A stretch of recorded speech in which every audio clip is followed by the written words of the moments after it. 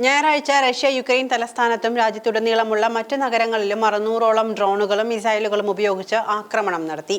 മണിക്കൂറുകൾ നീണ്ട ആക്രമണത്തിൽ കീവിൽ കുറഞ്ഞത് 4 പേർ കൊല്ലപ്പെടുകയും നിരവധി പേർക്ക് പരിക്കേൽക്കുകയും ചെയ്തതായി റിപ്പോർട്ടുകൾ പറയുന്നു.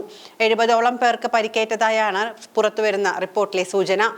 കൊല്ലപ്പെട്ടവരിൽ 12 വയസ്സുള്ള പെൺകുട്ടിയും കീവിലെ കാർഡിയോളജി ഇൻസ്റ്റിറ്റ്യൂട്ടിലെ ഒരു നഴ്സും രോഗിയും ഉൾപ്പെട്ടു എന്നതാണ് റിപ്പോർട്ടുകൾ. ആക്രമണത്തിന് റഷ്യ 600ഓളം ഡ്രോണുകൾ, ഡസൻ കണക്കിന് മിസൈലുകൾ ഉപയോഗിച്ചിരുന്നതായും റിപ്പോർട്ടുകൾ പറയുന്നു. യുക്രൈനിലെ 7 സ്ഥലങ്ങളെ കേന്ദ്രീകരിച്ചായിരുന്നു ആക്രമണം. ഈ അടുത്ത മാസങ്ങൾക്കിടയിലുണ്ടായ വലിയ ആക്രമണമാണ് ഇത്. അതേസമയം റഷ്യയ്ക്ക് തിരിച്ചടി നൽകുമെന്ന് യുക്രൈൻ പ്രസിഡന്റ് വ്ളാഡിമിർ സെലൻസ്കി പറഞ്ഞു. റഷ്യയ്ക്ക് കൊലപാതകവും ആക്രമണവും തുടരാനാണ് ആഗ്രഹമെന്നും ഈ നീചമായ ആക്രമണം കാണിക്കുന്നത് അതാണ് എന്നും സെലൻസ്കി പറഞ്ഞു. ഓട്ടോമൊബൈൽ, റബ്ബർ ഫാക്ടറി, അപ്പാർട്ട്മെന്റുകൾ എന്നിവ ആക്രമിക്കപ്പെട്ടു. ഈ ആക്രമണത്തിൽ യൂറോപ്പിൽ നിന്നും അമേരിക്കയിൽ നിന്നും ശക്തമായ പ്രതികരണം വരുമെന്നാണ് താൻ പ്രതീക്ഷിക്കുന്നത് എന്ന് സെലൻസ്കി പറഞ്ഞു. ഐക്യരാഷ്ട്രസഭയുടെ ജനറൽ അസംബ്ലി നടക്കുന്ന അവസാന ആഴ്ചയാണ് ഈ ആക്രമണം നടന്നിരിക്കുന്നത്. റഷ്യ എങ്ങനെയാണ് ഇവരുടെ നിലപാട് പ്രഖ്യാപിക്കുന്നത് എന്നും സെലൻസ്കി ചോദിച്ചു. അതേസമയം ആക്രമണത്തിൽ രാജ്യത്തിലുടനീളം 100ഓളം സിവിലിയൻ കേന്ദ്രങ്ങൾ തകർത്തുവെന്ന് പ്രതിരോധ മന്ത്രി ഇഗോർ ക്ലിമെൻകോ പറഞ്ഞു.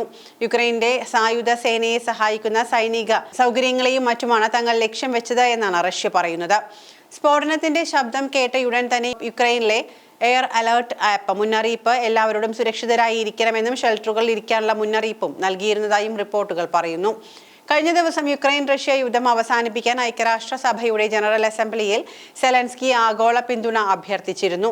റഷ്യയുടെ ആക്രമണം യുക്രൈനിൽ മാത്രം ഒതുങ്ങില്ല എന്ന് പറഞ്ഞ സെലൻസ്കി റഷ്യ ഇപ്പോൾ തടഞ്ഞില്ല എങ്കിൽ കൂടുതലിടത്തേക്ക് അധിനിവേശം പടരുമെന്ന മുന്നറിയിപ്പും നൽകി. യുക്രൈനിൽ വെടിനിർത്തൽ സാധ്യമാകാത്തത് റഷ്യൻ പ്രസിഡന്റ് വ്ളാഡിമിർ പുടിൻ സമ്മതിക്കാത്തതുകൊണ്ടാണ് എന്നും സെലൻസ്കി പറഞ്ഞിരുന്നു. ശനിയാഴ്ച രാത്രി 8:30 ആരംഭിച്ച ആക്രമണം ഞായറാഴ്ച രാവിലെ വരെ തുടർന്നതായി യുക്രൈൻ വ്യോമസേന അറിയിച്ചു. ആക്രമണത്തിൽ ഏകദേശം 600 ഡ്രോണുകളും 48 മിസൈലുകളും വിക്ഷേപിച്ചതായും 5 മിസൈലുകളും 31 ഡ്രോണുകളും വ്യോമ പ്രതിരോധത്തിൽ നിന്ന് ഒഴിഞ്ഞുമാറിയതായും യുക്രൈനിയൻ വ്യോമ പ്രതിരോധ പ്രസ്താവനയിൽ പറയുന്നു. ഞായറാഴ്ചത്തെ ആക്രമണത്തിന്റെ പ്രാഥമിക ലക്ഷ്യം തലസ്ഥാനമായ കൈവ് ആയിരുന്നുവെന്നും മരിച്ചവരിൽ 12 വയസ്സുള്ള ഒരു പെൺകുട്ടിയും ഉൾപ്പെട്ടിട്ടുണ്ട് എന്നും ഉദ്യോഗസ്ഥർ പറഞ്ഞു. യുക്രൈനിലെ കാർഡിയോളജി ഇൻസ്റ്റിറ്റ്യൂട്ട്, ഒരു ടയർ നിർമ്മാണ പ്ലാന്റ്, വീടുകൾ, അപ്പാർട്ട്മെന്റുകൾ, കെട്ടിടങ്ങൾ എന്നിവയ്ക്ക് കേടുപാടുകൾ സംഭവിച്ചതായി ഉദ്യോഗസ്ഥർ പറഞ്ഞു. ആക്രമണത്തിൽ പോളിഷ് എംബസിക്കും യൂറോപ്യൻ യൂണിയൻ പ്രതിനിധി സംഘത്തിന്റെ കെട്ടിടത്തിനും കേടുപാടുകൾ സംഭവിച്ചതായി പോളിഷ് യൂറോപ്യൻ യൂണിയൻ ഉദ്യോഗസ്ഥരും അറിയിച്ചിട്ടുണ്ട്.